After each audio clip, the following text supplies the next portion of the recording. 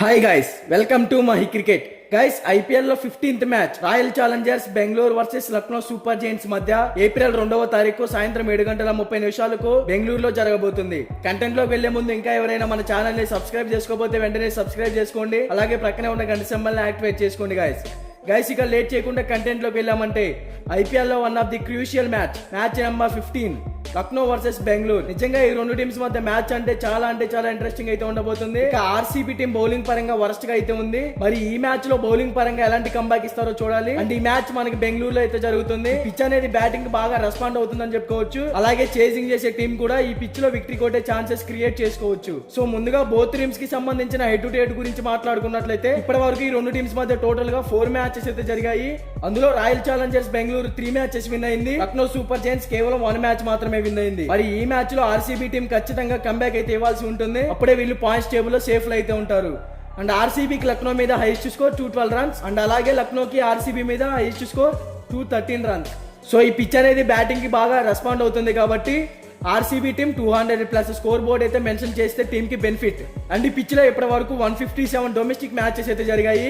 అందులో first batting చేసిన team 69 matches అయితే విన్ అయింది. సెకండ్ బ్యాటింగ్ చేసిన టీం 86 మ్యాచెస్ అయితే విన్ అయింది.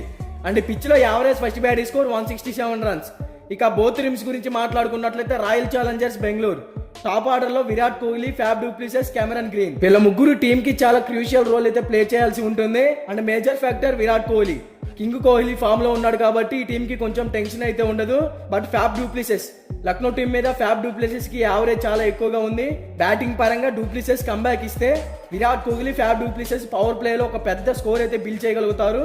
ఇక 1 డౌన్ లో కెమెరన్ గ్రీన్ బ్యాటింగ్ మరియు బౌలింగ్ లో ఈ సీజన్ లో ఈ టీమ్ కి one and of the finest all rounder అని చెప్పుకోవాలి. ఇక తర్వాత మ్యాక్స్వెల్ నుంచి ఆర్సీబీ ఫ్యాన్స్ చాలా ఎక్స్పెక్టేషన్స్ అయితే పెట్టుకున్నారు. మ్యాక్స్వెల్ వరల్డ్ కప్ లో ఎలాంటి ఇన్నింగ్స్ అయితే ఆడాడు అలాంటి ఇన్నింగ్స్ ఆడితే టీమ్ కి మంచి స్కోర్ అయితే వస్తుంది. ఇక తర్వాత రజత్ పటిదార్, దినేష్ కార్తిక్, అనుజ్ రావత్. రజత్ పటిదార్ ఏంటంటే బ్యాటింగ్ పరంగా చాలా స్లో అయ్యాడు, కొంచెం కంబ్యాక్ ఇవ్వాలి.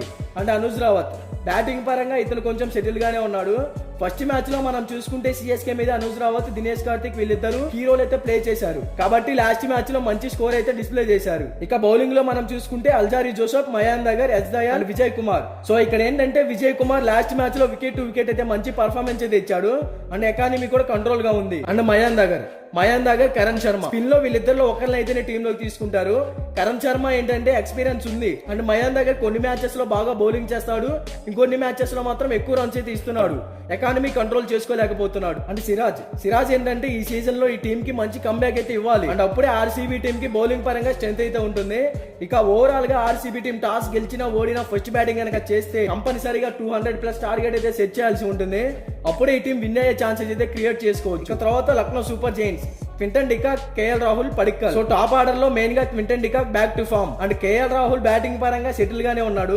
బట్ కేఎల్ రాహుల్ కి ఆర్సీబీ టీం మీద యావరేజ్ ఎక్కువగా ఉంది. అంటే ఇతను ఇక్కడ ఒక లోకల్ ప్లేయర్ అని చెప్పుకోవచ్చు. తర్వాత క్వింటన్ డికాక్ బ్యాటింగ్ పరంగా సెటిల్ గానే ఉన్నాడు. తర్వాత దేవదూత్ పడిక్కల్ టీమ్ కి మంచి పర్ఫార్మెన్స్ అయితే ఇస్తున్నాడు. బట్ తర్వాత స్టాయినిష్, నికోలస్ పూరాన్ వీళ్ళిద్దరు కూడా బ్యాటింగ్ పరంగా ఎక్సలెంట్. అసలు స్టాయినిష్ ఎలాంటి ప్లేయర్ మనందరికీ తెలిసిందే. అండ్ ఆర్సీబీ టీం మీద స్టాయినిష్ కి చాలా ఎక్కువ స్ట్రైక్ రేట్ అయితే ఉంది. అండ్ నికోలస్ పూరాన్ ఈ సీజన్ లో మంచి పర్ఫార్మెన్స్ అయితే ఇస్తున్నాడు. And major factor Nicholas Pooran out అవ్వకుండా ఉంటే స్కోర్ బోర్డ్ ని మనం అసలు అంచనా వేయలేం. ఇక తర్వాత ఆయుష్ బదోని, కృణాల్ పాండ్యా ఇద్దరు కూడా కీ ప్లేయర్స్.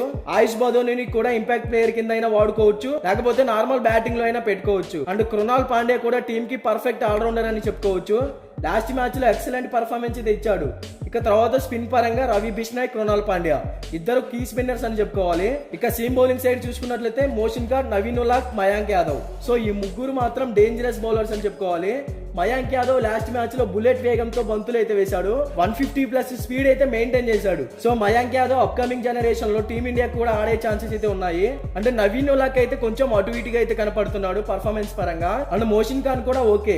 ఇక ఓవరాల్ గా Lucknow versus RCB batting side చూసుకుంటే ఆర్సీబీ టీం దగ్గర స్ట్రాంగ్ బ్యాటింగ్ లైనప్ అయితే ఉంది. ఇక బౌలింగ్ పరంగా రెండు టీమ్స్ బాగానే ఉన్నాయి. బట్ ఆర్సీబీ టీం కొంచెం కంబ్యాక్ అయితే ఇవ్వాల్సి ఉంటుంది. బట్ ఓవరాల్ గా ఆర్సీబీ తమ హోమ్ గ్రౌండ్ లో కంబ్యాక్ ఇచ్చి గెలిచే ఛాన్సెస్ అయితే క్రియేట్ చేసుకోవచ్చు. బట్ ఇది 100% విన్ రిపోర్ట్ అయితే కాదు. మీకు 100% విన్ రిపోర్ట్ కావాలి అంటే డిస్క్రిప్షన్ లో మన టెలిగ్రామ్ ఛానల్ లింక్ అయితే ఉంది, ఒకసారి వెళ్ళి జాయిన్ అవ్వండి. ఇక బోత్ టీమ్స్ కి సంబంధించిన ఎక్స్పెక్టెడ్ ప్లేయింగ్ 11 అనేది డిస్ప్లే మీద రన్ అవుతుంది, ఒకసారి చెక్ చేయండి.